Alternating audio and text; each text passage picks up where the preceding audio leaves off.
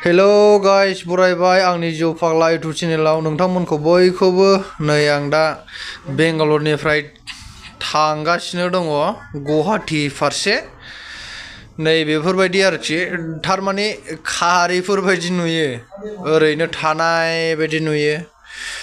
नायलांदो अब्ला भिडिअखौ लोगोफोर जोबजासिम फ्लाइटआव फार्स्ट टाइम गाखोनाय नालाय उरां जाहाजजों थांनाय बे आंनि फार्स्ट टाइम नागिरहैनो सानबाय बेंगलाव मोनबायगोन खोमा गुफुर दावदां नांगौब्ला लाबोगोन रेलगारिजों